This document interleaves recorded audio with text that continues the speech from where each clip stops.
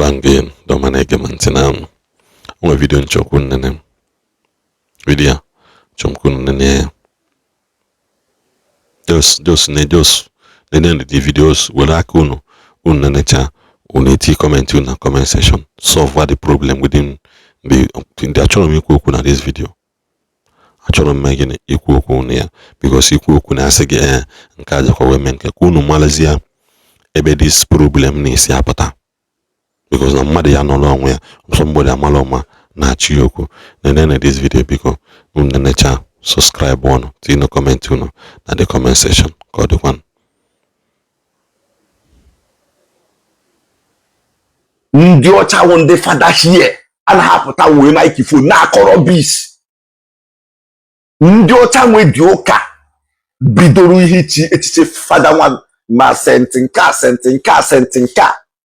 bụ ha nwa o senti nwanụ anyị na worship anyị na akpọ yọwara ya yomere ya ebere can never iburu microphone na asị na fada ụkwa big man fada ụkwa chukwu owu onye ru fada half owu onye ji mee nke fada anyị ga nke a ji mee nke mee anyị nwa fada all and all anyị nwa bụ nke abụrụ nke ndị nke isi ojii nọ na baị ndị nke isi ojii ji obi akụ isi nọ na baị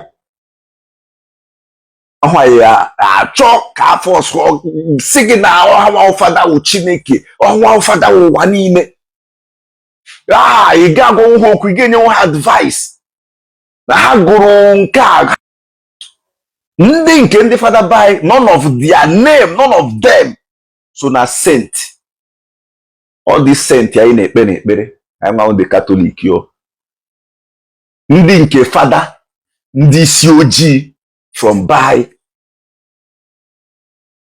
ndị ọcha buru dị ụka buteru none of them can acknowledge as saint officially none. Enweghị Saint Chukwuemeka or Saint Chukwuma or Saint Nwebe or Imagonu, all these things Hana call their names or Saint Kevin Ugu onye nke recognize as saint ndị ọcha onwe dị ụka. You can never see a white priest look at a buy microphone say ka una na asị na unu bụ either compare father with brother or father ka brother father ka prophet father ka onye nka father bụ ihe ụwa niile father ji bụrụ nka father bụrụ nka ndị nke priest white priest ebe they don't have that fucking time ọ bụrụ ya ka abịa mana ndị nke baị ihe ga-asị gị ihe kwesịrị inye anyị ihe kwesịrị inye anyị na-enye brother enwere ihe kwesịrị inye anyị na-enye ọ na-arụ mansion na-arụ castle. Who are you father kwuo ka ikwuo? Who are you father kwuo ka ikwuo? So this evening as I was going through my Facebook as usual, because I usually try to check out Facebook to know what is going on before going to bed, you know. Because I'm always busy. So I noticed that a lot of people tagged me, you know. So I check the posts where they tagged me on. It happens that is what Igbo Monster said regarding the father. And I tried to watch the video a bit because I'm kind of stressed, and this week I've been in a kind of auto mood, you know. So I'm not interested on some certain things. you know. So, but when I get to watch the video to know exactly what Father said, why a lot of people were also tagging me, a lot of them.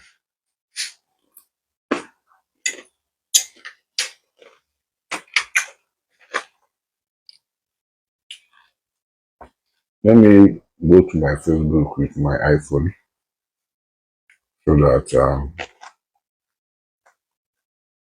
I can show you guys what I'm talking about. A lot of people, a lot. Okay, this is it. A lot of people tagged me. All these bastards here are from Enugu Adoration. You know, all these people here, you can see them. All these bastards, they are the ones, the good Christian from Enugu Adoration that don't look for trouble, that don't cause issue. You can be seeing them. I don't know if this thing is showing clearly. All of them. A lot of them that tagging me this video. You can see the first one, the second one, the same video. The third one, this same video. Why they abuse their father over there. I tried to watch what Father Bemonso said in the video, and he was saying that something that has to do with nobody is, you can't compare that those people comparing Reverend Fathers to prophet or brothers. You know, I wasn't interested to watch the full video, but I think that's what he's trying to say on that video. Just maybe he's kind of making a preaching to his members. I don't know.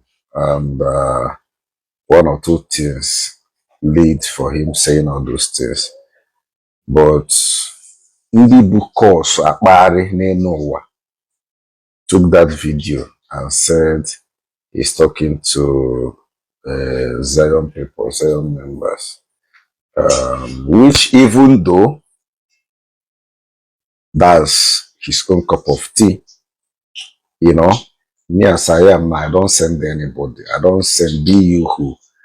So, but the main reason why I'm making this video, or the people I have problem with, is those bastards that are tagging me, insulting me, saying all sort of things, dragging me. Why I never said anything. It seems like the way this week is going peacefully, you guys don't like it. The thing they say, they are the ones that will always look for my trouble. Then when I talk, Obido Shoba, everybody will start crying. I will be on my own, JJ, they mind my business. If you notice, yes, I blog, but not be every story I blog. I don't talk about, especially those unnecessary talks or trend from Nigeria. Main thing I do here is just post about my great prophet evangelist because I'm missing. Then about myself. Then maybe a kind of trend notorisi. All those unnecessary talks. I don't have time for it. You know, because I have a lot to deal with. But these bastards on this social media, they are always the ones tagging me on the video that has nothing to do with me. Not only tagging, insulting me. If you go and check their comment, they are calling me all sort of name, calling me this and that, when I never said anything. You know, are you telling me that father is this or father. That's your own cup of tea. If you like it, carry father as your two balls. That's your own cup of tea. Also get Buru Moses, Father Moses. I don't know what to call it. Also get Buru Pope. Magno Honebo. Ihe waja. Na grab school, una na agunka, una na agunka. That is your own cup of tea. One thing I know is that your profession, your title, your whatever doesn't make you more human than anybody. You see all those you bastard in Osinime village, the jobless, the useless, the bookers now guarding life.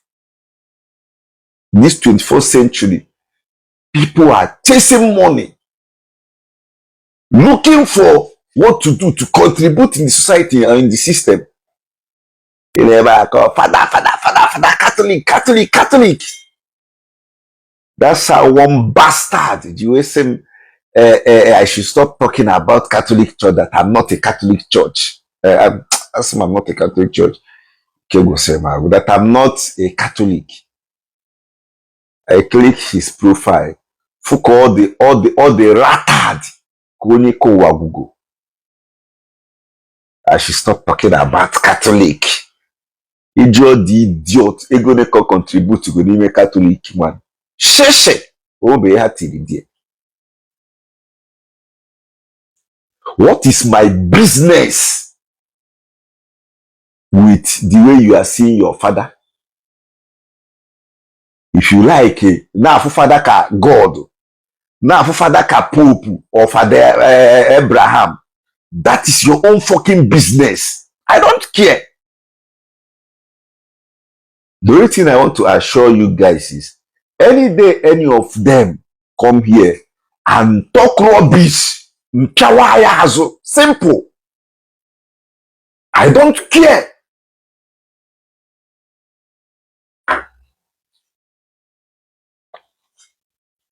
The thing is that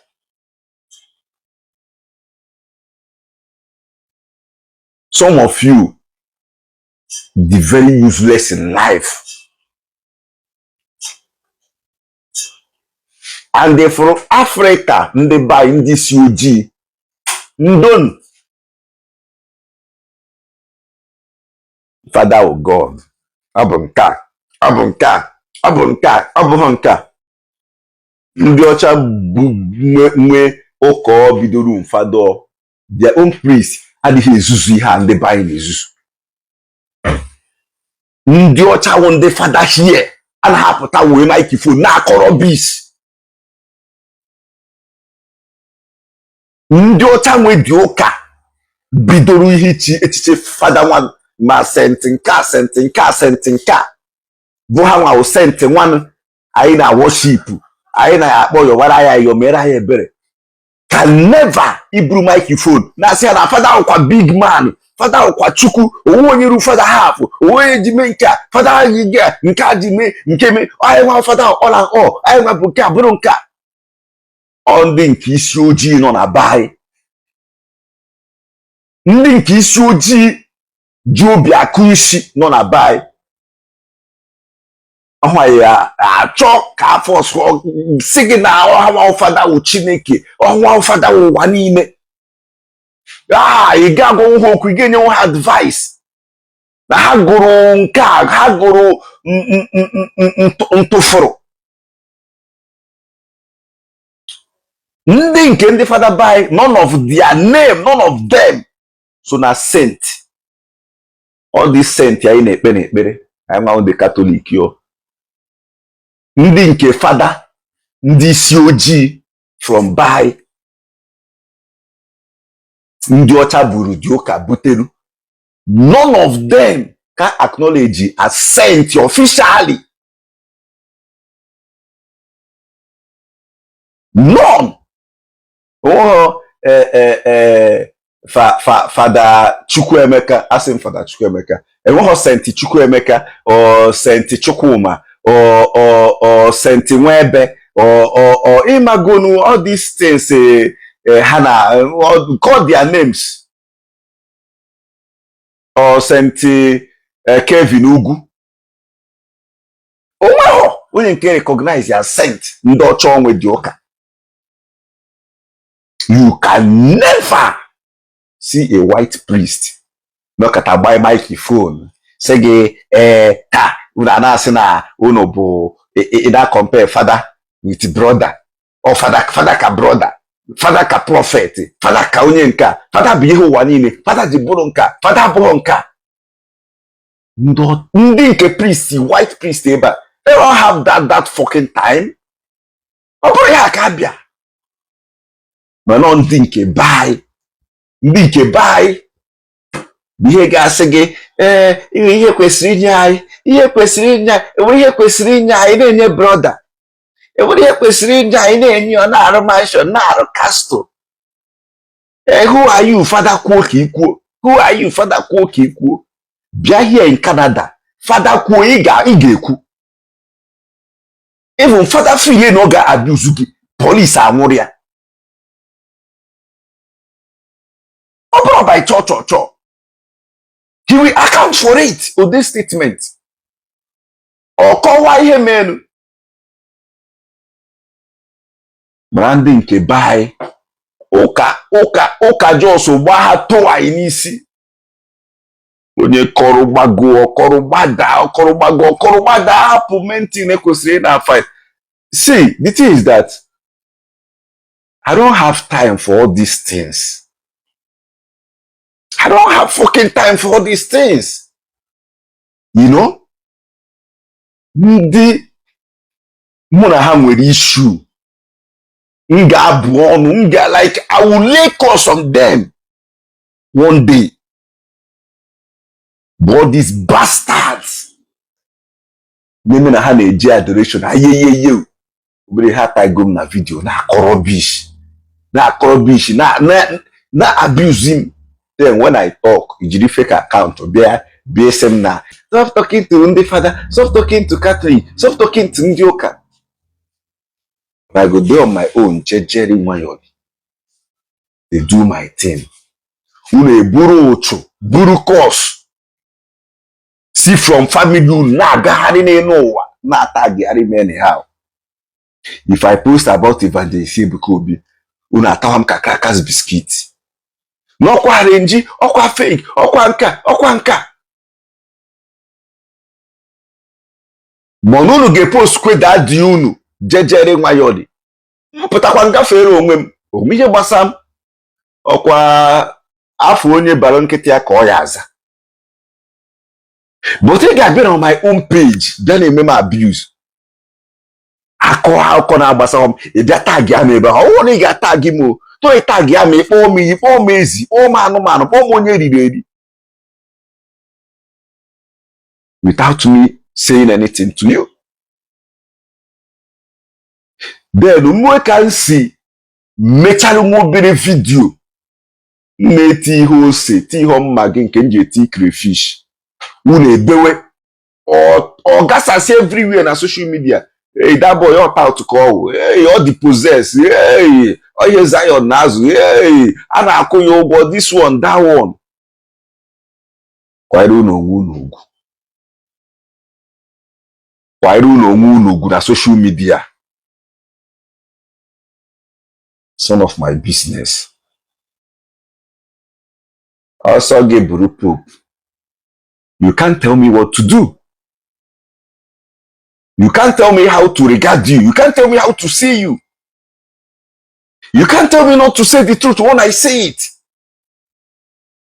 Also, ha bundefadu no ha gwasi apanya, gwasi guri isi oboro. That is their own cup of tea. I want choose Rebo father. Onye me force ya jebro father.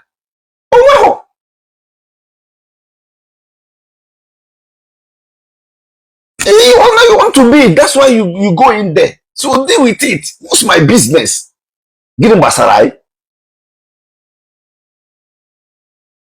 You can't tell me where to go and worship. You can't tell me where to put my money. Also, the Pope. It's none of my fucking business. So that story, I don't even care. You know? And if you don't want to do we bury who na tag gum. Na bare na tam ka crackers biscuit. Na pia wase mazu. Mana mmia koboko. Akwa ada everywhere. Kwa eri no ngu. Respect ya no ngu. Unu chojo do wodile. Na alachasi ndị fada unu ike. Na-eme ọchukwu all this superior, all the nka, a na-agụ theology, a na-agụ nka, a na-agụ unu akọ gbasa. Na unu amata wekusi gbasa. But like I said, okwu nke bere ebe akweri apịawa m ya azụ. Straight up. Kodekwan.